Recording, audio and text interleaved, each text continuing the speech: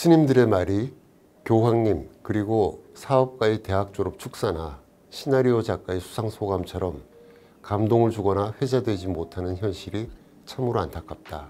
프란치스코 교황과 애플의 스티브 잡스, 영화 이미테이션 게임 시나리오 작가 그레이엄 무어를 경쟁 상대 혹은 라이벌로 삼은 스님이 있습니다. 설악산 신흥사 조실을 지낸 무산 스님입니다. 지난번에 만해대상과 만해축전을 만든 무산 스님이 만해장사에 대해서 말씀드렸는데요. 오늘은 무산 스님의 혁신가적인 면모에 대해서 말씀드릴까 합니다.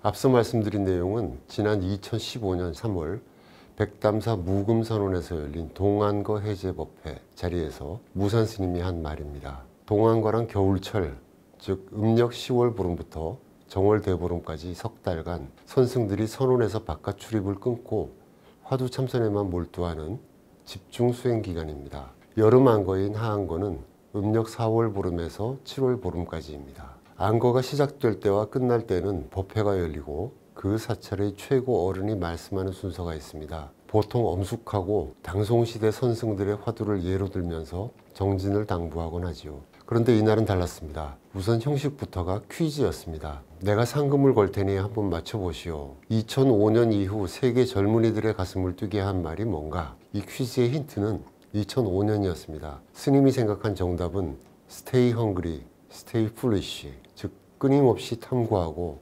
끊임없이 어리석으라, 우직하라 이런 뜻이었습니다. 바로 애플 창업자 스티브 잡스가 2005년 스탠퍼드대 졸업식에서 한 축사였습니다. 스님의 법문은 이미테이션 게임 작가의 말로 이어졌습니다. 무어는 그의 아카데미 각본상을 받고 소감으로 이상해도 괜찮아, 남과 달라도 괜찮아, stay weird, stay different 라고 말했지요. 스님은 이 말을 인용해서 노망 들어도 괜찮아를 이야기했습니다. 이 이야기엔 사연이 있습니다. 스님은 그의 동안거를 독하게 했습니다. 보통 동안거 때는 여러 선승이 큰 방에 함께 앉아서 참선하는 방식입니다. 그런데 스님은 무문관 수행을 했습니다. 무문관은 바깥에서 문을 걸어 잠그고 그 작은 방 안에서 하루 한 끼 밥구멍을 통해 들어오는 밥을 먹으며 혼자 석 달 동안 수행하는 방식입니다. 외부와의 소통은 밥구멍에 쪽지를 남기는 방식으로만 가능합니다. 80대의 노스님으로선 쉽지 않은 수행입니다. 스님은 무문관에 들어가기 전 지인들에게 문자 메시지를 보냈습니다. 노망이 들어 무문관에 있습니다. 금족 생활을 하기 때문에 전화 못 받습니다. 3개월 보내고 해제하면 연락드리겠습니다. 스님이 이런 문자를 보내고 무문관 수행에 들었다는 이야기가 언론에 보도됐습니다. 그러자 인제군의 한 여학생이 이 뉴스를 봤다고 합니다. 고교에 진학할 나이였던 그 학생은 무산 스님으로부터 장학금을 받고 있었는데요. 그 뉴스를 보고서 걱정이 되었다네요. 스님이 노망 들면 안 되는데 학자금도 못 받고 대학도 못 가는데 걱정이 된 그 학생은 백담사로 찾아왔지만 스님을 만나지는 못했다고 하고요. 못 만난다는 이야기를 듣고 밥구멍에다가 쪽지를 남겼답니다. 노망해도 괜찮아요. 스님은 그 학생은 아카데미 수상소감에서도 이상해도 괜찮다고 그랬다면서 나한테도 노망해도 괜찮다고 쪽지를 줬어요 라고 말했습니다. 안거 해제 법문으로는 파격이었죠. 그러면서 한마디를 덧붙였습니다. 내가 늘 생각했어요. 이거 해제 결제 법문 천년 전 고승들의 이야기를 지금 해도 과연 괜찮은가? 뭐 삐까번쩍한 이야기가 없나? 잡스 같은 사람이 한마디 하면 세계가 열광하는데 스님들이 한마디 해도 세계가 열광하고 이래야 하는데 하고 생각했는데 이 여학생 편지를 받고 보니 괜찮아. 그래도 괜찮아. 그런 생각을 하게 되었어요. 이것은 예고편이었습니다. 스님의 파격은 그의 하안거, 즉 여름 안거가 끝나는 자리에서도 이어졌습니다. 이 자리에서는 무산 스님은 본격적으로 프란치스코 교황 이야기를 꺼냈습니다. 프란치스코 교황의 화두와 우리 선승들의 화두가 시간적으로 1000년의 차이가 나고 있다. 프란치스코 교황은 오늘의 문제가 화두인데 우리 선승들의 화두는 1000년 전 중국 선승들의 도담이다. 무서운 자기반성입니다. 스님은 이미 2012년에도 화두 중독을 경고한 바 있습니다. 중국 당송시대의 선사들을 신선주의자, 산중의 늙은이들이라고까지 했습니다. 오늘날 스마트폰 시대에 화두는 1000년 전에 늙은이들이 씨부린 거요. 화두를 깨버려야 해요. 화두에 집착하면 알코올 중독자가 중독되는지 모르고 중독되듯이 화두 중독자가 되어버리면 일생을 만날 무 하다가 말아요. 표현이 지나치지만 마약 중독자는 자기가 마약 중독자인 줄 몰라요. 마약만이 자기 살 길이라고 믿고 마누라도 팔아먹고 집도 팔아먹으면서 지금 선방 스님들도 화두에 중독돼 있는 거야.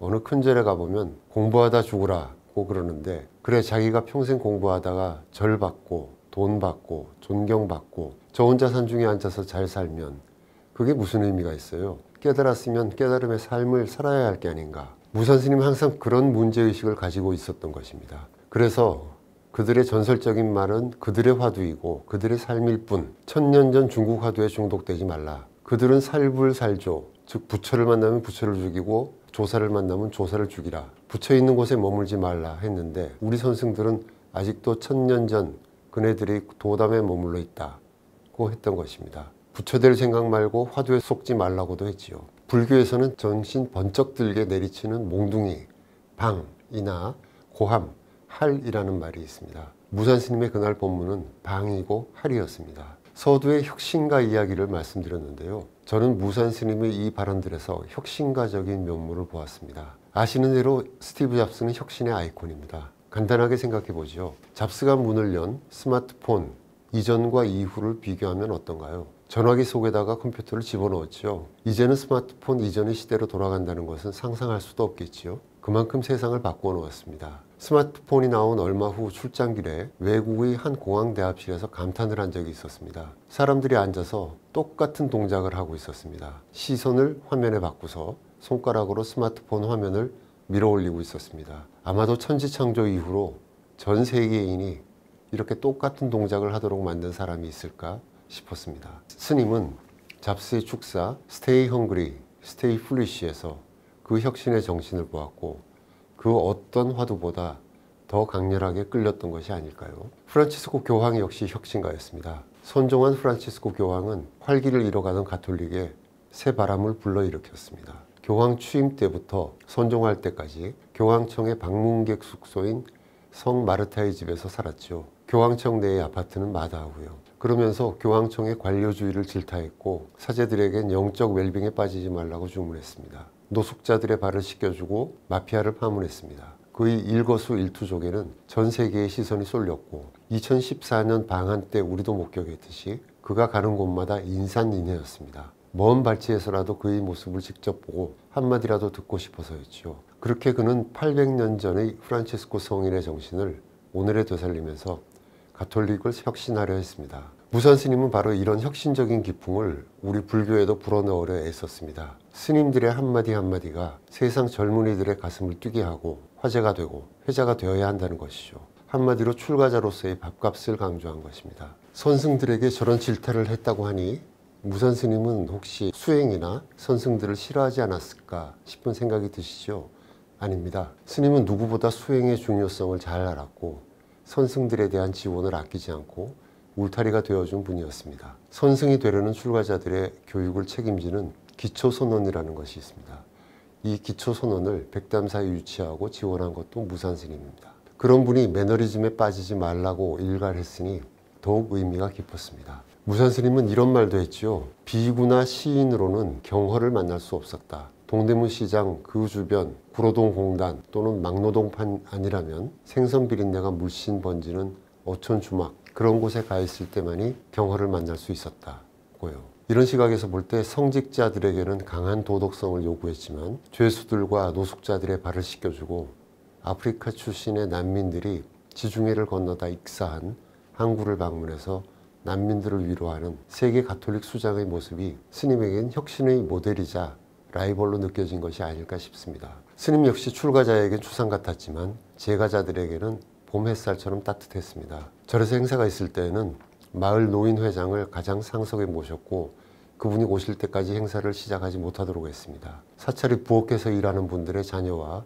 인제군의 학생들을 위해 남몰래 장학금을 지급하곤 했습니다. 염장이, 대장장이, 주모의 말이 팔만대장경이라고도 하셨죠. 무산 스님은 출가 생활은 일탈이라고 했습니다. 부모 형제 버리고 출가하는 것 자체가 일탈 아닌가? 그렇다면 남들과 다른 삶을 살아야 하지 않겠는가? 이 일탈은 세상에서 비난받는 그런 일탈이 아닙니다. 종교의 본질로 돌아가는 일탈입니다. 스님은 불교는 깨달음을 추구하는 종교가 아니라 깨달음을 실천하는 종교라고 했습니다. 부처의 삶을 사는 사람이 곧 부처입니다. 부처의 삶을 살지 않고 그냥 부처가 되겠다고 죽을 때까지 화두를 붙들고 참선만 해서는 부처가 되지 않아요 라고도 했지요. 프란치스코 교황과 무산 스님은 예수의 삶, 부처의 삶을 살자고 우리에게 권유했던 것이죠. 종교의 혁신, 개혁은 이런 것이 아닐까요? 생전에 무산 스님 방에는 해골이 있었습니다. 본인의 두개골을 스캔해서 석고로 만든 해골이었죠. 수시로 그 해골을 쓰다듬고 어루만졌습니다. 항상 죽음을 의식했던 것입니다. 메멘토 모리,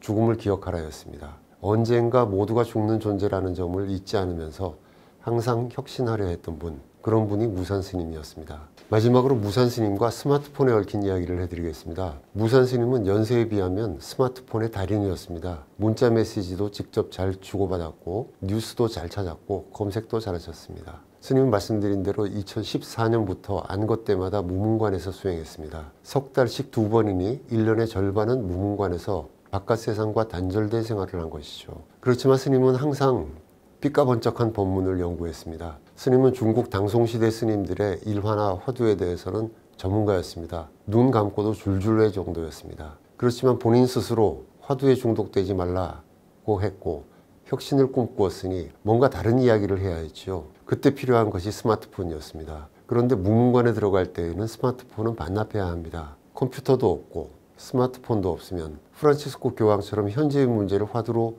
제시하기도 어렵죠. 세상에 회자될 이야기거리를 찾기도 힘들고요. 그렇지만 무산 스님은 거의 매번 시사를 곁들여 듣는 사람을 깜짝 놀라게 할 법문을 하셨죠. 그렇다면 저는 개인적으로 무산 스님이 살짝 스마트폰을 사용하는 반칙을 하지 않았을까 하는 합리적 의심을 하곤 합니다. 안거 해제를 앞두고 스마트폰으로 뉴스를 검색하며 고민하는 스님의 모습이 상상이 됩니다. 제 핸드폰에는 스님과 나눈 문자가 아직 저장되어 있습니다. 2018년 1월 1일, 이날은 음력 11월 보름이었습니다. 새해 인사 겸 해서 아파트 단지에서 본 보름달 사진을 찍어 스님께 보내드렸습니다. 보실지 말지는 잘 기대하지 않고 그냥 일단 보내드렸습니다. 그런데 이튿날 답장이 왔습니다. 아파트 참 좋다. 달 참 밝다. 설악 무산 합장. 무산 스님과 나눈 마지막 문자입니다. 이때도 동안거 기간이었습니다. 반칙이라도 괜찮습니다. 스님께 문자를 받을 수 있다면 좋겠네요. 요즘 세상을 보신다면 스님은 어떤 일가를 할까요?